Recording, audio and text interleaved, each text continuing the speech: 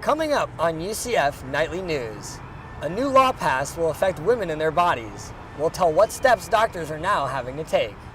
Plus, a tragic accident led to a change to ponds near highways. And as we already know, UCF stands for diversity. Find out how students are closing the gap for graduation rates. Nightly News starts now.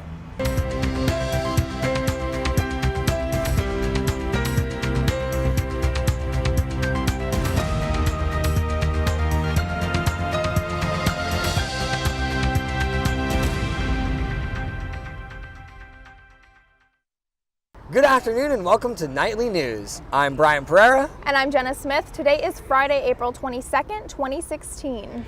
An abortion bill signed by Governor Rick Scott is causing controversy. Nightly News reporter Olivia Stasny is outside Planned Parenthood to tell us more about the bill.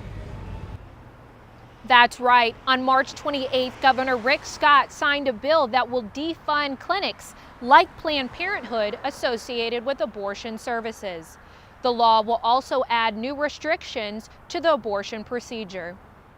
A new bill is set to increase regulations and block public funding for clinics associated with abortion services. Vice President of UCF's National Organization for Women, Victoria Silveda, describes what this means for the women of Orlando. But no matter what, if this bill passes, clinics will be shut down, people will lose services that they need, people will lose their medical, their ability to receive medical care. Now at UCF sets up tables every Monday and Wednesday at the Student Union. They promote awareness for women's rights and provide transportation to women's health clinics. However, critics such as Irene Doyle of 40 Days for Life say there are better alternatives for women's health services. Hey, if you're just going in here to get your birth control, do you really want to go to a killing place? There are lots of alternatives for you, and we provide, the addresses and even the hours and the phone numbers to make appointments at the nearby places. The members of 40 Days for Life protested in front of Planned Parenthood for 40 days straight. The group describes themselves as a community-based, pro-life campaign. A new regulation bans doctors from performing abortions at their own clinics. They will now need approval from nearby hospitals like the one behind me to perform abortions in their surgical center. The bill passed through the House and Senate and will come into full effect if signed by Governor Rick Scott on March 26th. Florida legislature offered a list of places women can go for health services, including elementary schools and dental facilities. The U.S. Supreme Court is reviewing a case for a similar law in Texas, where several clinics have closed down due to restrictions. I'm Olivia Stasny. Back to you, Jenna and Bryant. Thanks, Olivia. They are man-made ponds that can spell disaster for a car, but now one woman is getting a law placed to make them safer. That's right. This comes after her best friend was killed when her car crashed into one of these ponds. Nightly News reporter Shelley Campbell sat down with the best friend and sister of the woman behind the law. That's right, guys. It's retention ponds like this one, located near a major road, that the new law will affect. Guardrails will be placed in between the road and the pond. The funny way that she would pull up her pants when she got out of the car. Lauren and Clarissa share stories of sister and best friend Chloe Arenas. All over the place, but in the best way possible. Yeah. In June of 2015, Chloe Arenas fell asleep behind the wheel of her car while she was on her way to pick up her family around 4 a.m. Arenas ran off the road and into a retention pond where she died on scene. Chloe's sister Lauren says the day she found out about the accident is a clear memory. I'll never forget the sound of my mom's voice when she just said, my baby's gone. And I knew immediately. And just days after the memorial service, Chloe's best friend started a petition for Chloe's Law to make sure this type of accident did not happen again. I think all of us going into it was tunnel vision. Lindsay fought for Chloe's Law and found success in less than a year. But a political science professor at the University of Central Florida says that is not normal. Often it takes many legislative sessions and many years for a new idea, a new bill to get through. And even though Chloe is now gone, her sister Lauren holds on to their memories, like their matching tattoos and Chloe's elephants. Chloe's Law just passed. The Florida Department of Transportation is beginning its research to find high-risk areas. Back to you. Thanks, Shelley. Officials predict the guardrails will be put up over the next few years. Graduation is approaching, and if you don't have a job lined up, you're not alone. Some experts are suggesting getting a job after college is becoming even harder, but now UCF is one of only 3 schools selected to partner with brands like LinkedIn to give students a competitive edge. We engaged in a partnership with LinkedIn. LinkedIn is going down a different path. They have created an app specifically for students. The partnership allows students exclusive access to information about available jobs, and UCF plans to continue partnerships that will benefit students when it comes to looking for jobs after graduation. The Indian River Lagoon is recovering from the largest ecological disaster in its history. I had the chance to visit the East Coast to see the condition of the lagoon and what's in store for the future. Fishing is a staple to Brevard County's lifestyle and economy, but the condition of the Indian River Lagoon shows otherwise. Dead seagrass and a large algal bloom are likely to blame for the thousands of rotted fish that lined up the river late March. Fishing guide Captain Richard Bradley says he travels to work now that the lagoon is unusable. It has adversely affected me, and it's put almost 2 hours of travel time on my fishing day and my endeavors. The Florida Fish and Wildlife Conservation Commission states that the brown algal blooms are caused by pollution. Stormwater runoff has nutrients that feed the algae, which blocks the sunlight from reaching the seagrass. Marine expert Professor Linda Walters details the damages done to the lagoon. The combination of brown tide and bacteria and anything else dying will just bring the oxygen levels down to incredibly low levels. That was too much for the fish. With most of the fish already collected, the remaining wildlife have little to eat. The lack of food in the river forces other animals like manatees and birds to migrate elsewhere.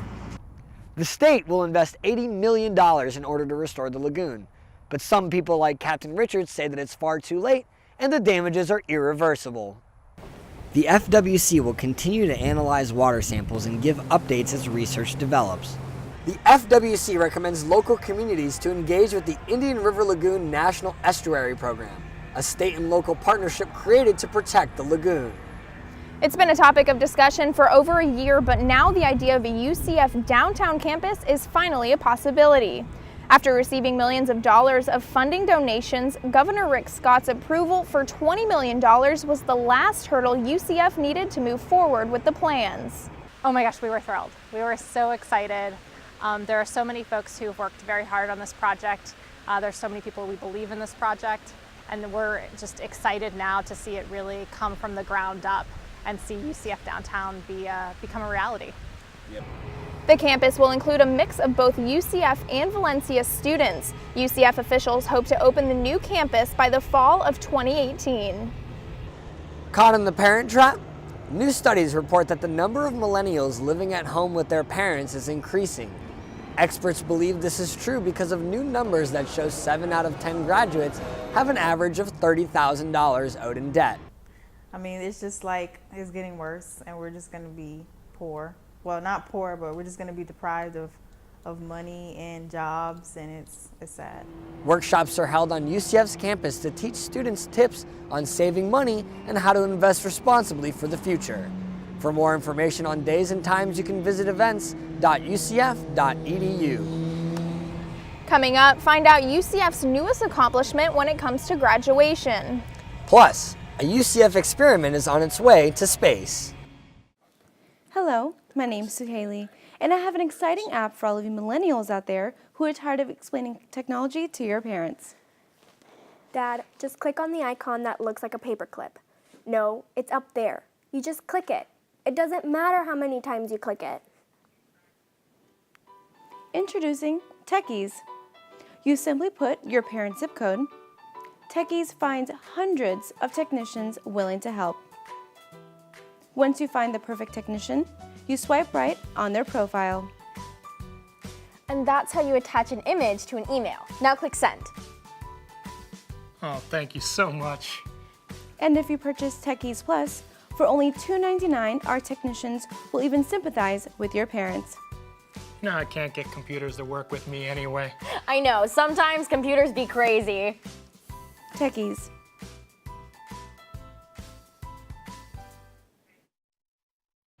Graduation is approaching, and UCF is seeing a more ethnically diverse class of graduates every year. Nightly News reporter Kristanza Tremarchi tells us how UCF is making sure these minority groups make it to graduation day. Yes, thank you, Brian.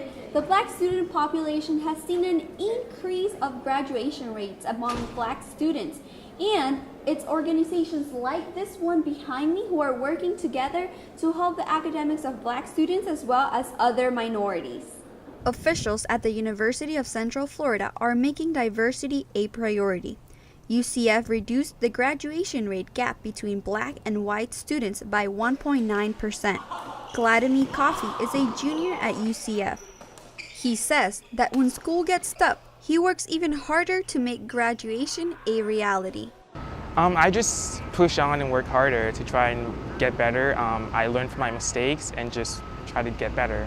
Vladimir isn't the only student putting in hard work. Donna Dorviller is a nursing major at UCF. She says that she hopes to give back to her family after she graduates. They're really hard workers, never really have vacations and all that kind of stuff. So I really just want to work hard to take the load off of them. Brian Boyd is the university registrar. He says that the number of Black students who have graduated in the past 5 years has gone up by 34%. Certainly a lot more white students than African American students right now, but because that rate is going up at a much faster rate, we see the gap close. There are many programs at UCF whose main goal is to support and promote the education of Black students, as well as other diverse groups. University officials say that they hope to continue to increase graduation rates of all minority groups here at UCF. Back to you guys. Higher graduation rates are paying off. UCF was just ranked the #1 Florida university for higher education performance. This award provides the school with funding which UCF usually puts towards student success programs. Officials say Knights can expect to see UCF grow in its goal to make sure students make it to graduation day. Right now, a little piece of UCF is sitting aboard the International Space Station. The last launch for NASA and the Cygnus spacecraft carried a piece of equipment made by students and professors at UCF. I had the chance to speak with a professor on their contributions to NASA that have their spirits flying high. This lab is home to the Strata-1 payload, which right now is on its way to the International Space Station. Professors and students at UCF created this structure to study dust in space. So the Strata-1 payload is a payload that's designed to explore regolith, or dust, on asteroid surfaces. Addie Dove is a professor at UCF and a science co-investigator for Strata. She says the experiment is rare because it is mostly student-made. So it's great that we have this really good connection with NASA, and it's a big deal that UCF actually got to build the hardware. Hardware that NASA says is crucial for future space exploration.